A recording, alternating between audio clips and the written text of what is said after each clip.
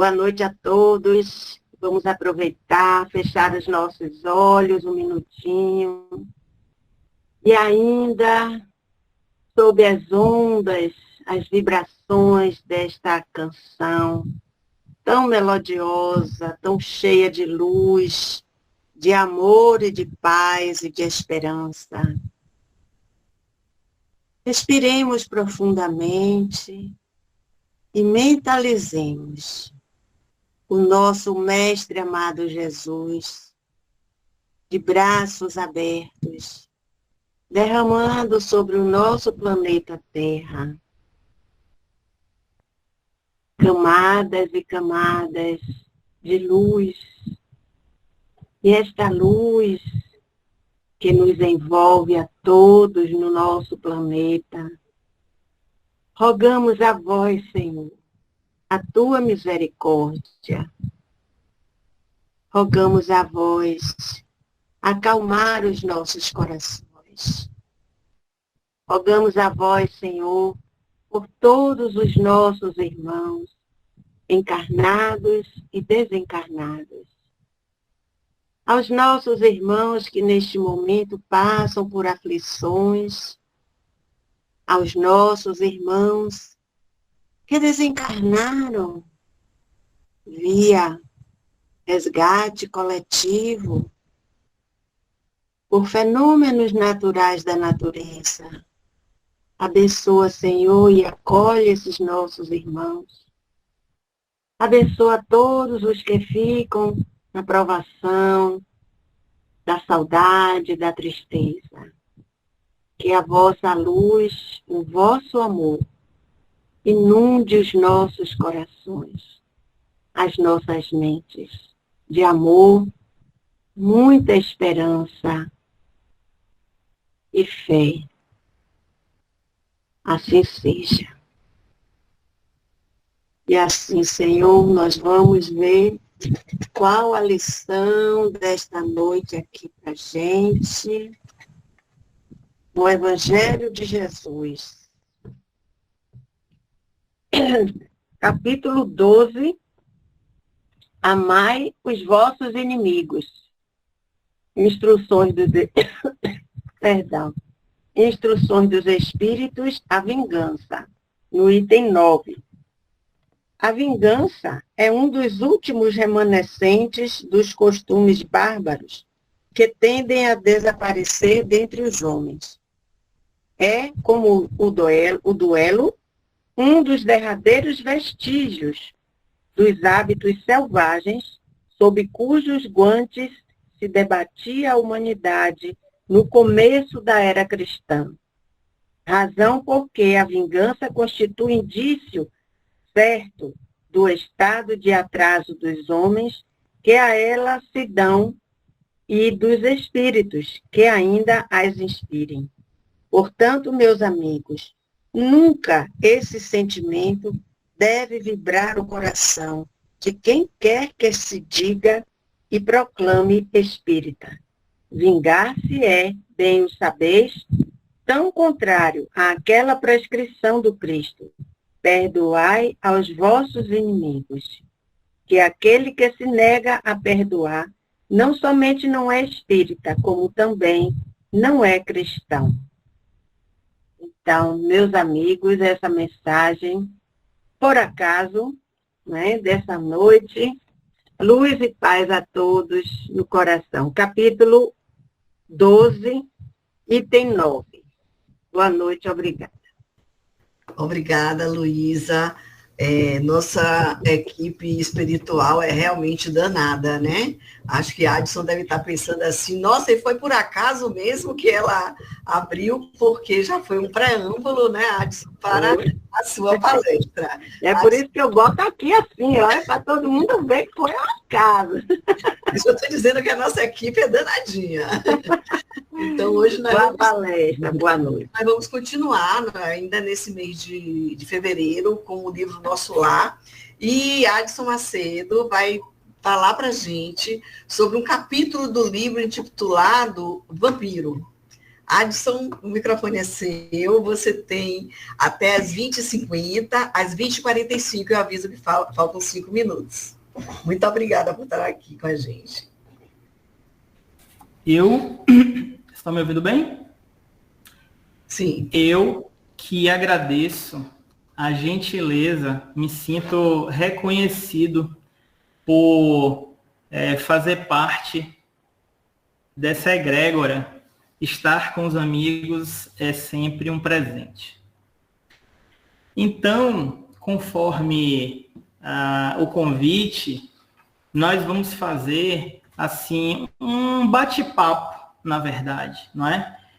A respeito desse capítulo, não é? O capítulo 31 desse clássico livro elucidativo, que é o nosso lar. E eu confesso que, cá entre nós, achei sim que o tema que a espiritualidade nos pôde ofertar foi um sinônimo do que vamos conversar, sim, daqui a alguns minutinhos.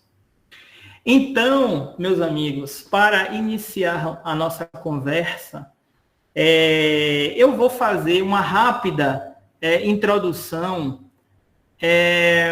sobre esse capítulo, não é? Para que nós venhamos a nos aclimatar a respeito dos conceitos, a respeito dos conteúdos que vamos conversar. Então, neste capítulo, basicamente, André Luiz falava a respeito da experiência que estava tendo com a Narcisa nas câmaras de retificação. Eram 21 horas, não é? Naquele momento. Ele estava tomando ali suas providências e, em verdade, tinha acabado de ouvir alguns gritos, uma conversação mais ruidosa, e como tal foi atendê-la quando Narcisa, aquela enfermeira que cuidava dos serviços naquele lugar, pediu que ele não fosse, porque tratava-se de irmãos endividados com o sexo. Quando aconteceu deles mesmos receberem a visita de Justino, que foi um mensageiro vindo dos muros de proteção, de um dos muros de proteção, de um dos portões, em verdade, da instituição Nosso Lar, informando que ali existia uma mulher que precisava, que clamava, que necessitava ser atendida. No entanto, ela não pôde ingressar em Nosso Lar, porque foi observado que ao redor do seu corpo existiam pontos negros, o que muito preocupou Narcisa. Muito bem, eles foram até este muro, até este portão. Chegando lá, viram realmente que tratava-se de alguém que apresentava uma situação lastimável. Ela, em farrapos, pedia socorro. Necessitava, dizia ela, de tratamento. Narcisa pôde observar que realmente existiam pontos enegrecidos no seu corpo, coisa que André Luiz não havia observado. Eles foram até ela e constataram que ela pedia, rogava acesso. Como existia esta pendência, como existia este fato que forçava a Narcisa a pedir autorização, foram até o diretor, não é? O vigilante-chefe, o senhor Paulo, que, dirigindo-se até a enferma, pôde observar que ela, segundo ele, não poderia dar ingresso a nosso lar. O que chamou naturalmente a atenção de Narcisa, que queria muito ajudar a enferma. A mesma coisa André Luiz. Ambos, por eles, é claro, permitiriam que ela entrasse na instituição, mas o diretor da vigilância fez observar que aqueles pontos pretos não eram simplesmente pontos enegrecidos a esmo no perispírito da solicitante. Aguçando o olhar, observou-se tratar de imagens, formas, pensamento da mesma, representando a experiência que ela teve na Terra. Ela teria sido uma profissional de ginecologia e cada pontinho preto ao qual Narcisa contou como sendo 58 eram assassínios de crianças, aos quais ela, na sua profissão hedionda, ou estrangulava ou macerava a criança, extinguindo a sua vida. Então, observando que esta senhora queria acesso, mas que o Paulo, na medida da sua acuidade visual, tinha observado esta peculiaridade, eles foram até ela para mostrar, naturalmente, do Paulo para os nossos personagens, de que a caridade tem uma ordem, tem uma forma, tem um método de ser feito. E chegando lá, realmente, a enferma pediu ajuda, rogou a sua necessidade de ser amparada.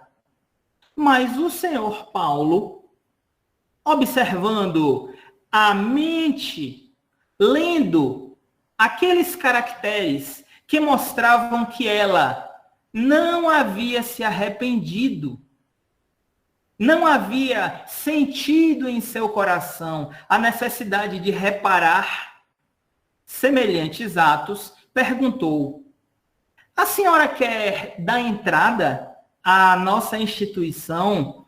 Mas eu observo que na Terra a senhora eliminou a vida de todas essas crianças, quando ela naturalmente, revoltando-se contra o que foi dito pelo vigilante-chefe, começou a esbravejar com ele, dizendo: como podes me acusar de semelhantes fatos?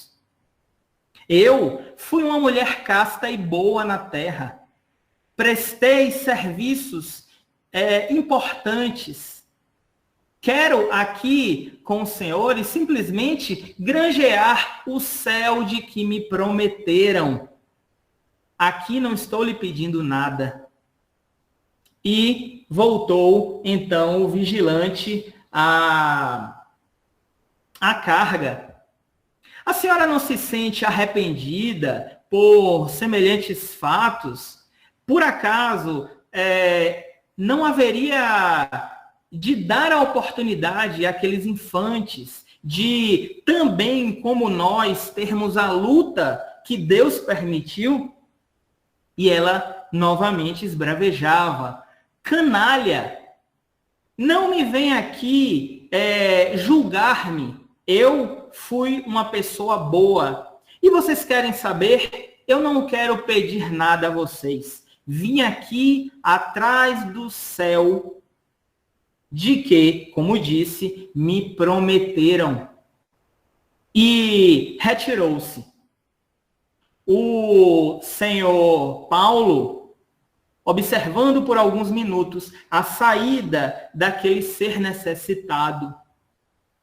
Voltou a Narcisa e ao nosso personagem principal do livro, André Luiz, e pôde observar o seguinte: observem que há muito tempo não vejo um vampiro dessa natureza.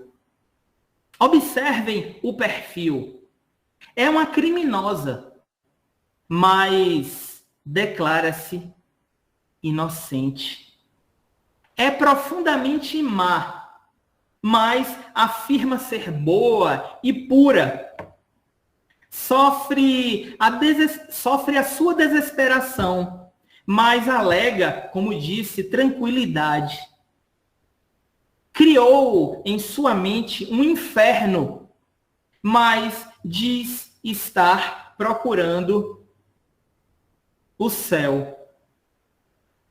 É indispensável tomar cuidado com as boas ou más aparências.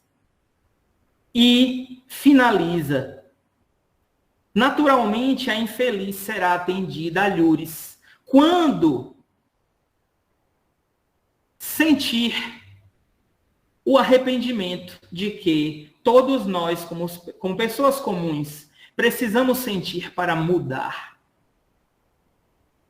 Bom, modo geral, em frases simples e resumidas, sem deformar muito a história, este foi o capítulo, onde André Luiz pôde nos trazer, amigos e amigas, o exemplo daqueles que, após a desencarnação, continuam a manter os perfis de que o hábito na Terra lhe era característico, como nós mesmos que temos nossos hábitos particulares.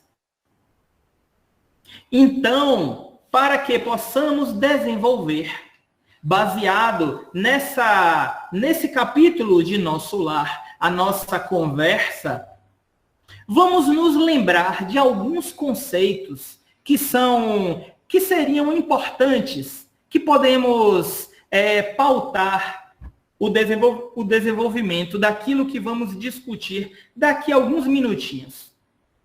Basicamente, vamos falar de duas questões. Primeiro, a existência no universo de 3 pontos essenciais: a matéria, o princípio material, o princípio espiritual e Deus. Focando naturalmente nas duas primeiras questões, porque não há dúvida da superioridade de Deus, vamos falar aqui sobre a matéria e o espírito, como questão inicial da nossa conversa. Na questão 70 do Livro dos Espíritos, nos pergunta Kardec: que é feito da matéria e do princípio vital dos seres orgânicos quando estes morrem, se desintegram? E nos diz ele: a matéria inerte se decompõe e vai formar novos organismos, enquanto que o princípio vital volta à massa de onde saiu. Ou seja, a matéria que forma os corpos volta à matéria. Porém, o elemento vivificador, o elemento que animaliza essa matéria, e é o pontinho essencial da conversa que vamos ter, volta à fonte de que foi emanado para que vivifique esta matéria. Então, antes de mais nada, antes de nos delongar, podemos dizer que a matéria no universo assume vários níveis de quintessenciamento, vários níveis de sutileza, muitos dos quais nem nós podemos entender, como nos é dito pelos Espíritos, de que não podemos ainda compreender as coisas de Deus. Não podemos ainda entender sutilezas da nossa própria vida, pois não temos não apenas inteligência para acompanhar a sofisticação da matéria, mas não temos também a moral, a condição essencial do progresso do espírito, para que este tenha acesso às verdades universais. Então, é dizer que se a matéria tem vários níveis de quintessenciamento, vários níveis de estados de sutileza, podemos dizer que o fluido cósmico universal, como fonte de preenchimento, inclusive do vácuo no universo, origina também o princípio vital, animalizando a matéria, que é nada mais do que energia condensada, segundo a ciência de então. Pois bem, se nós, para animar este corpo, precisamos de um agente energético, um agente fluídico, que nos vai animar, se as nossas células necessitam, para seguir o script que a genética já identificou por especialidade, podemos dizer que existe no universo esse fluido que anima, que promove essa vivificação de nossas células. Muito bem. Então, podemos dizer, através dos estudos que nos foram objetivados, que nos foram permitidos saber, de que esta energia pode ser transmitida de uma pessoa para outra, de um espírito para outro. É um conceito da transmissividade deste fluido. Se nós, ao longo da vida, nascemos, reencarnamos com uma certa quantidade, com uma certa condição para viver um tanto assim de anos, nós entendemos que este fluido se desgasta, é consumido com o tempo, da mesma forma que a máquina física também se desgasta. E por que discutir essas questões? E por que levantar sobre a mecânica, o engendramento físico deste fluido? Porque, conforme dito no tema desta noite, este fluido é de interesse dos vampiros.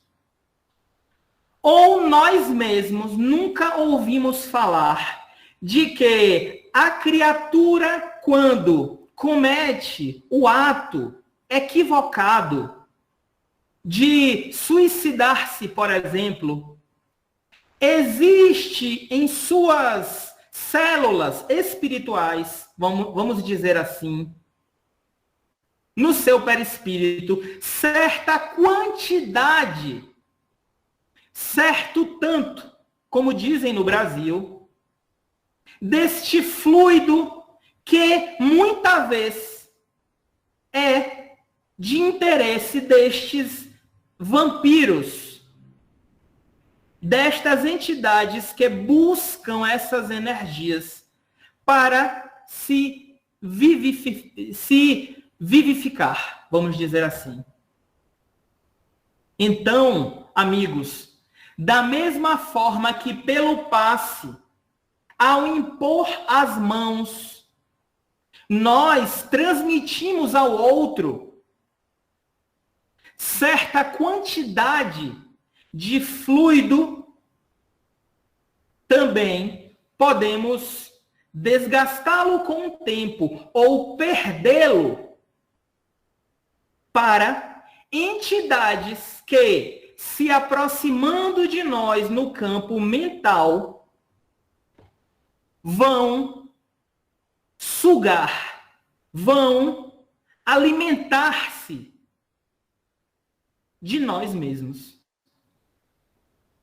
Ou ninguém de vocês nunca acordou cansado depois de uma experiência, um sonho ruim, um desdobramento, do qual, infelizmente, se permitiu estar na companhia de entidades que, em verdade, nos querem mal ou se aproveitam de nós.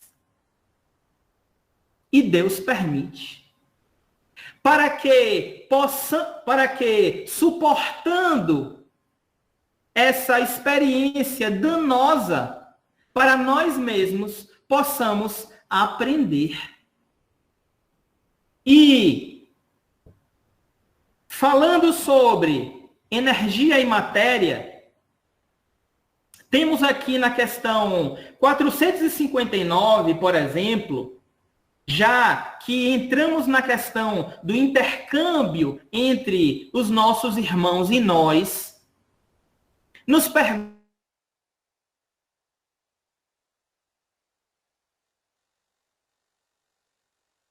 pensamentos e em nossos atos, o que é que vocês acham? Que resposta vocês dariam a si mesmos, sendo perguntados dessa forma?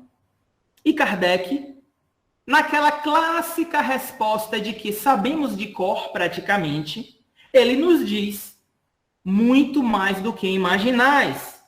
Influem a tal ponto que, de ordinário, são eles que vos dirigem. Então, amigos, nós somos buscados a todo tempo por aqueles iguais a nós. Por aqueles que desenvolvem as vontades que nós também desenvolvemos. Mas estamos no escafandro de carne.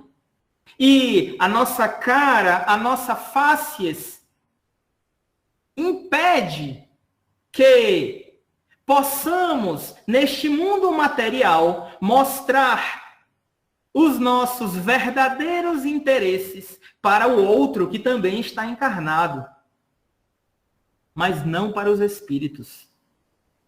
Porque o mundo espiritual tem a propriedade de criar em volta de nós aquilo que realmente buscamos. Inclusive, os espíritos nos dizem que no mundo espiritual as coisas parecem materiais, que eu pego nas minhas criações mentais como se aqui encarnado estivesse tocando na matéria densa. Então, a conduta, o que buscarmos nesta vida agora, hoje, amanhã. Enquanto aqui estivermos, serão em verdade as nossas preocupações quando não estivermos mais aqui. Porque uma coisa é falar que somos bons, é falar que somos caridosos e que fazemos o bem. Outra coisa é agir e pensar. Muita vez, observe, aquele que oferece o pão, oferece por conveniência. Oferece porque alguém está olhando. Mas, em verdade, se não houvesse a situação da exibição, ele estaria ali fazendo outra coisa. Eu vou fazer um Pai Nosso para aquela criatura necessitada. Eu não vou agir igual Narcisa, que até o último minuto tentou o apoio do senhor Paulo para agir caridosamente para com aquela enferma. Então, amigos, mais uma vez, observem que nós somos, no mundo espiritual, a cópia,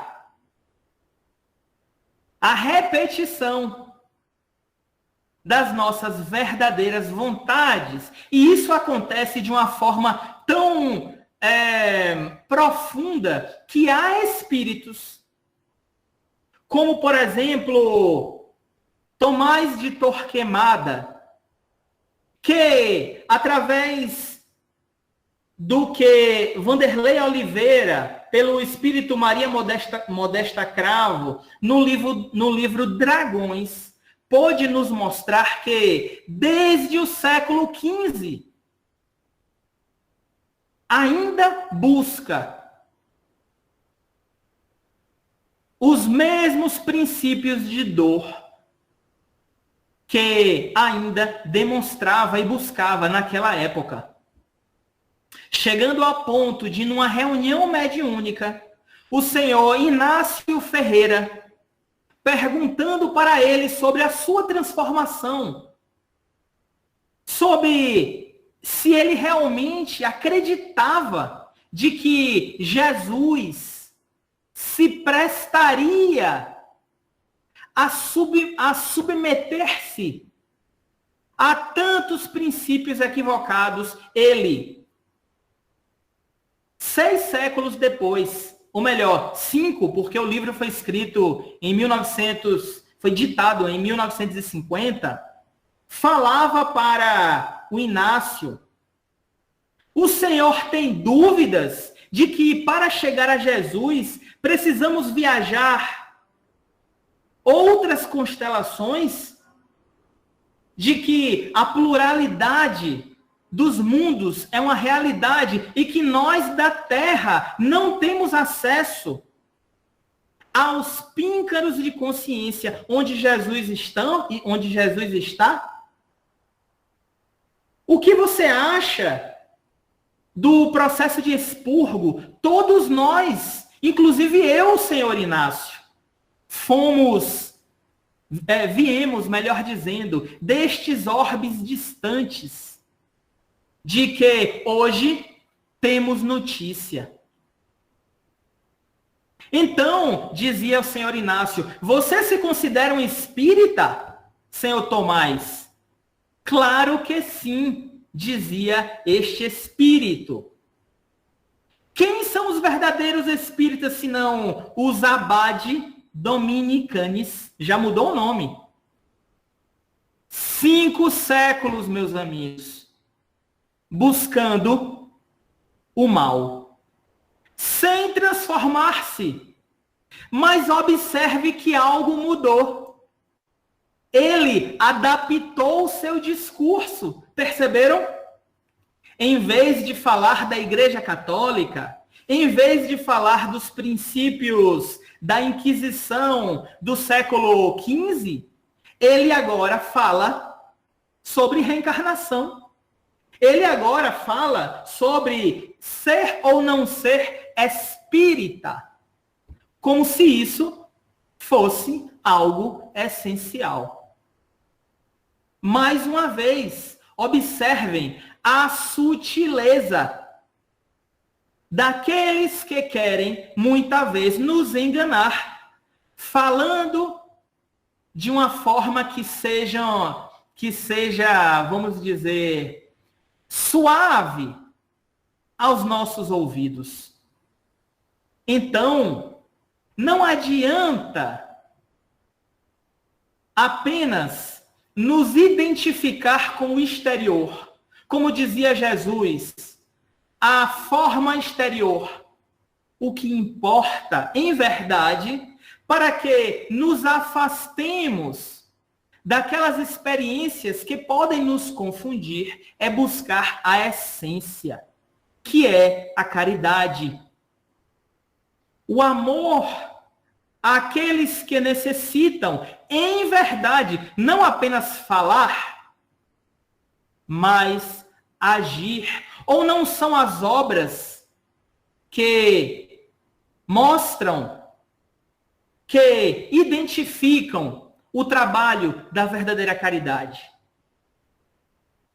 Muito importante, essencial, nos identificarmos com a proposta de Jesus, em conformidade não com a palavra Jesus, mas sim com as suas obras. Ou não foi Jesus, amigos, que nos ensinou a procurar o trabalho, a procurar o serviço da última hora e nunca buscar a ociosidade? Não é isto? Então, construindo melhormente a continuidade do que nos disse o texto, de forma tão objetiva, podemos dizer que para nos afastar destes seres que podem sim serem assistidos, mas na medida que eles também estejam prontos, através do arrependimento, através da busca sincera pela reforma íntima, não é?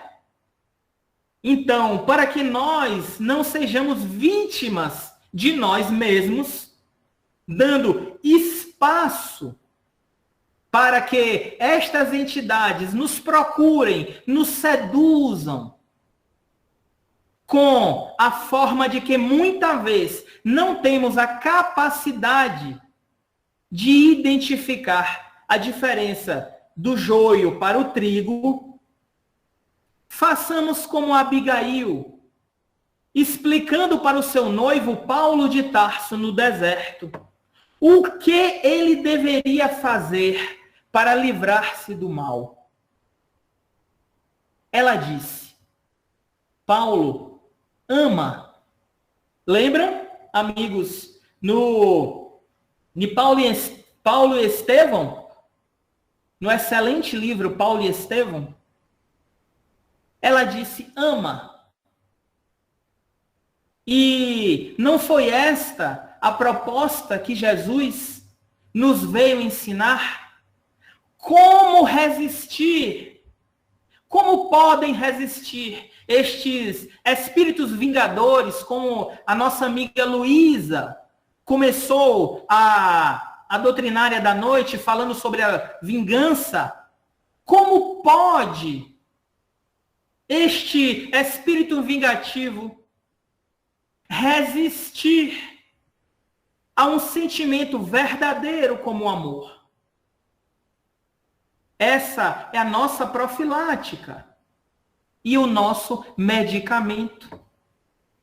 E dizia Abigail para Paulo, o seu noivo: trabalha, que é outra premissa essencial do nosso crescimento espiritual. Ação e esforço. Sem eles, sem construirmos em nós o império do amor que acabamos de falar, nada acontece. Esperar que a nossa mãe ou o nosso pai, que os espíritos possam fazer por nós, que eles possam nos libertar da presença destes espíritos vampiristas, é um erro, porque nada vai acontecer. Cabe a nós, quando buscamos a reforma de nossos conceitos, que vamos conseguir crescer na vertical em direção a Deus. Então, trabalhar por nós mesmos. E dizia mais Abigail, espera, tenha paciência. Essa eu diria que acaba com a gente. Comigo, então, é um pouquinho, eu confesso, que é um pouquinho doído. Porque esperar... 3 minutos, viu? Porque esperar é confiar em Deus e nem sempre estamos prontos para isso. E finalmente falava esta palavra das mais complexas para mim, porém das mais sedutoras, que é perdoa. E perdoar, amigos, talvez seja a prova mais difícil para nós que queremos nos livrar do magnetismo que nos pode juntar, afinizar com os vampiros do mundo e da erraticidade. Ama, trabalha, espera e perdoa. Desta forma, podemos resumir a profilaxia, amigos, que nos vão salvar a nós mesmos e nos vão proteger o corpo e a mente para as obras no centro espírita, fora dele, mas principalmente nas nossas consciências. Que Deus possa nos proteger, cuidar de nós, que somos crianças espirituais ainda, mas que temos muito boa vontade e somos inteligentes para aprender. Que Deus nos abençoe e que esteja sempre conosco.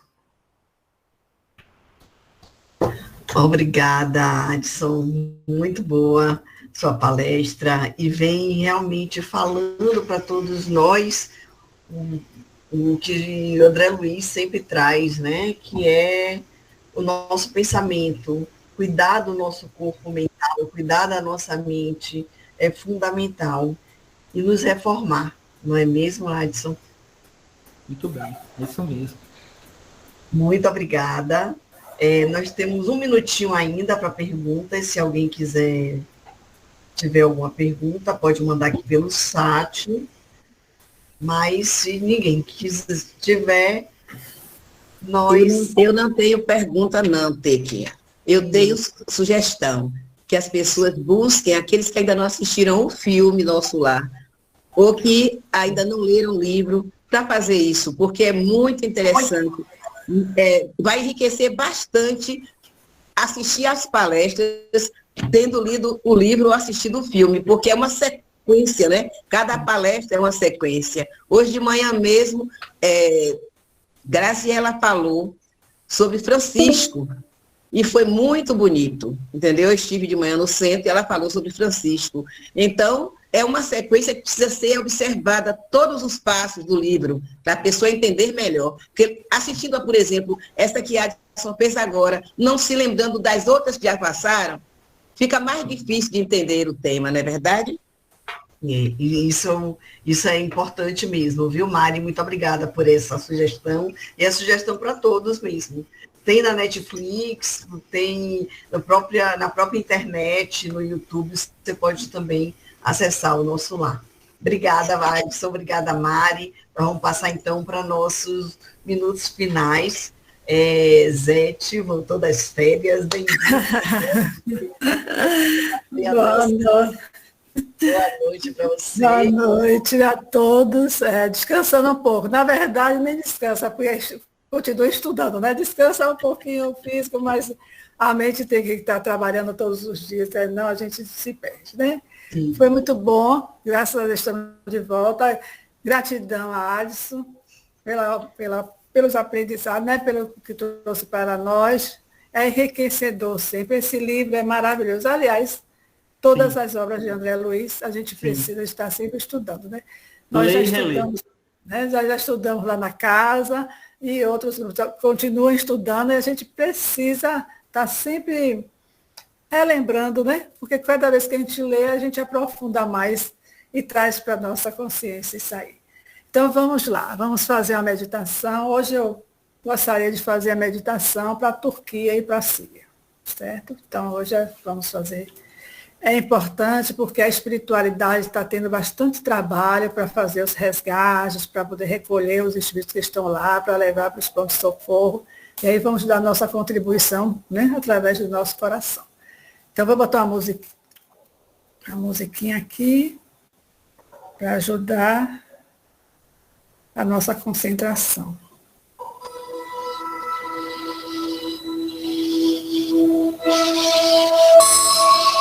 Tá alto, não tá? Pode diminuir um pouquinho, Zé. Diminuiu demais.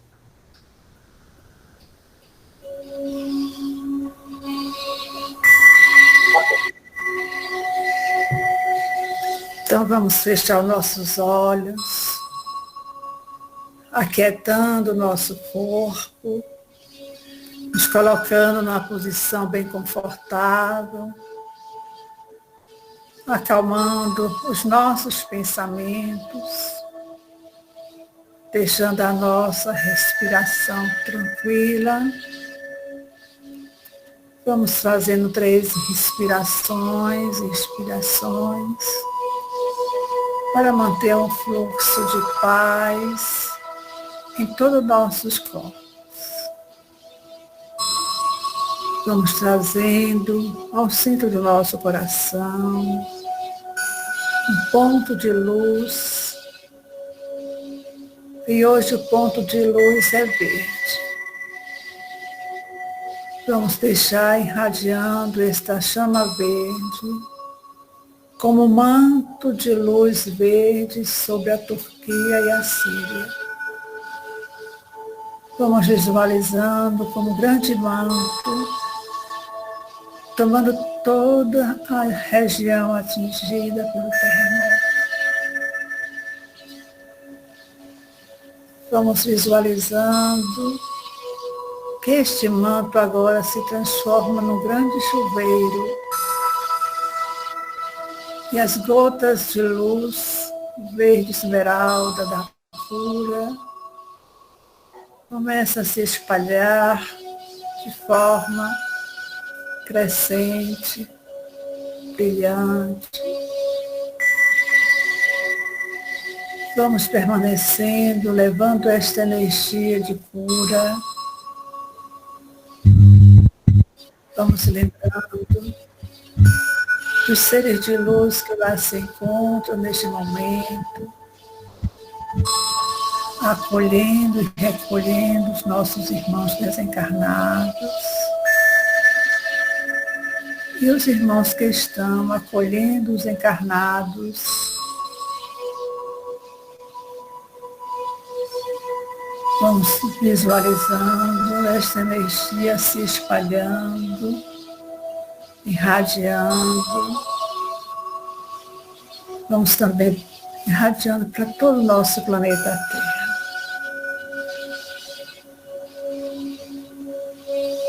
Agora, nós vamos colocar uma energia rosa, a energia do amor de Jesus, o amor crístico, que leve este momento, este amor, distribua por toda a humanidade. Estamos reconhecendo todos os nossos irmãos.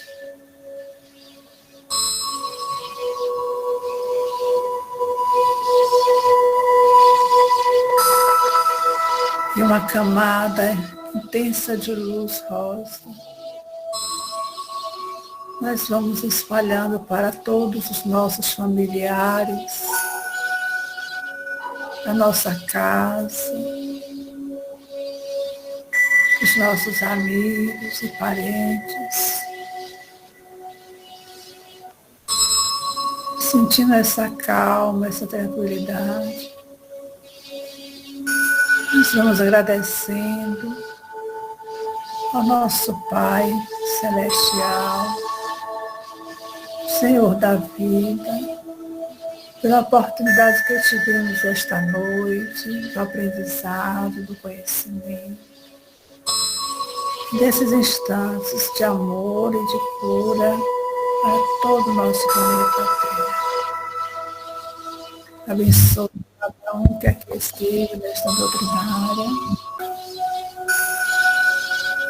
Obrigado, Senhor, por tudo que nós temos, por tudo que nós somos. Gratidão.